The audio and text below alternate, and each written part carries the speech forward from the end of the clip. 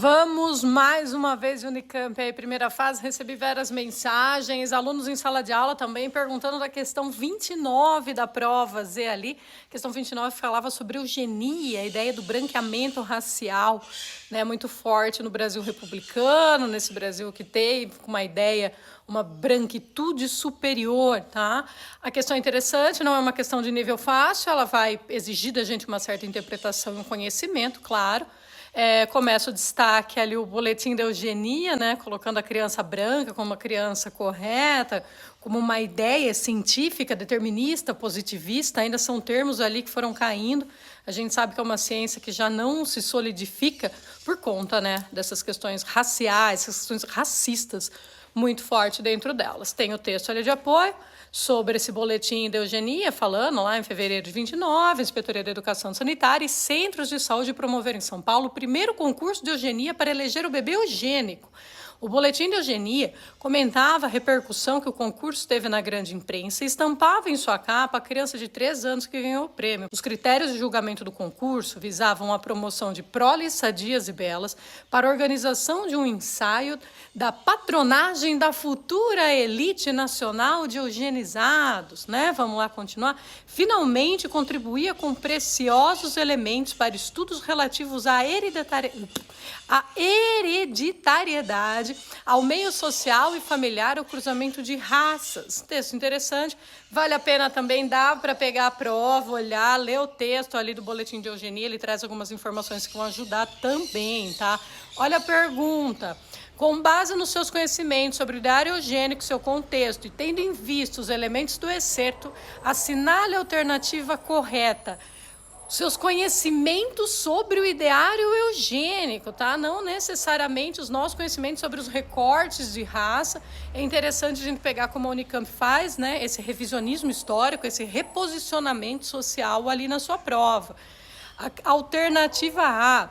Uma criança considerada saudável seria branca e oriunda de uma família numerosa, ao que atestaria a pureza racial da família e a superioridade reprodutiva da mulher, tá? Vieram alunos falar para mim, Jana, não pode ser a superioridade da mulher, tal. Não é a superioridade da mulher, é a superioridade reprodutiva. Qual que é o papel, né, desse feminino dentro desse ideal eugênico? É reproduzir. Tá? Coloco essa alternativa aí como a correta, tá bom? A ideia de uma criança branca, uma família numerosa, é falado no texto, né? Esse menino tinha vários irmãos, vários tios.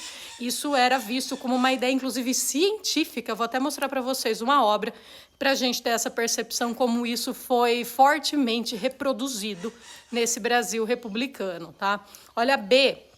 A ideologia do aperfeiçoamento da raça demandava políticas públicas para superação das desigualdades entre negros e brancos nas grandes cidades. Pelo contrário, tá? A Unicamp sempre tem um antagonista ali pra gente, tá? Ele sempre valoriza essa questão, no caso, essa eugenia, a ideia do branco ser superior, não, né, superar desigualdades. Em sua busca por tratamentos alternativos ao robustecimento do corpo e ao aperfeiçoamento racial, a medicina eugênica opunha-se às práticas científicas, tá? Vem um pessoal perguntar para mim dessa alternativa. Realmente, ela se opunha às práticas científicas. Isso não é ciência. Hoje a gente consegue ter essa percepção, mas, hoje, tá? Essa galera realmente encarava isso como ciência. É importante a gente pegar nomes, pesquisei Nina Rodrigues, o Rodrigues Doria, por exemplo, foi um nome importante ali na proibição da cannabis no Brasil, associando também ao preto uma coisa extremamente racista. Quem mais também? João Batista Lacerda, tá? É importante a gente pensar nesses nomes, olhar como eles fomentaram médicos, tá? Fomentaram isso como ciência. Hoje a gente não vê como ciência, mas isso era visto como ciência na época, tá bom? E olha a D ali, ó, tanto o autoritarismo contra os pobres quanto a obrigatoriedade das vacinas criadas pelo Serviço Sanitário Eugênico provocaram grandes revoltas populares na década de 1930. Ok, mas não está falando disso no texto. A pergunta é muito categórica. Ela fala sobre o ideário eugênico, como que a reportagem traz isso, quais são os critérios ali a serem colocados. E para vocês terem uma ideia, como eu comentei, gosto muito dessa obra, que meu aluno já viu, tá? Redenção de Kant, do espanhol, Brox. E assim, a gente já tem uma percepção, uma tela tem um cunho racista, não tem como a gente diminuir isso, mas o ponto primordial para a gente analisar aqui é que esse trabalho, por exemplo, foi utilizado em 1911 num num congresso, numa feira mundial de raças, né? O João Batista Lacerda, que era inclusive também diretor do Museu Nacional do Rio de Janeiro, levou esse quadro para esse congresso como sendo um trabalho científico, sabe? Um projeto científico. Ele queria dizer que em 3 gerações, ou seja, 100 anos, o Brasil ia ser branco, tá? Perceba aí a figura da mulher de pé, negra, as mãos em oração, a filha dela já, né, a mestiçagem ali, segurando o bebê branco, elas estão em agradecimento pelo menino branco, e ali ao lado aqui a gente tem o homem branco, a superioridade, essa ideia determinada pelo masculino e pelo branco. Tem vários detalhes que a gente percebe, sobretudo o fato dele estar ali na única área de calçamento da pintura. Todos os detalhes são importantes, tá?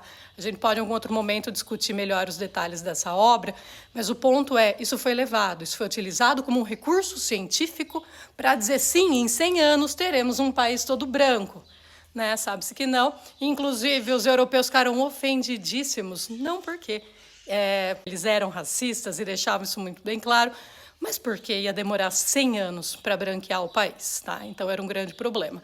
Então é uma questão interessante, é um tema que vale muito a pena a gente dar um destaque. Não só a Unicamp, a FUVEST está vindo forte com isso, a gente pode esperar na Unesp também e no Enem, tá bom? Espero ter entendido a questão. Tema realmente importante, vale a pena o estudo. Beijo.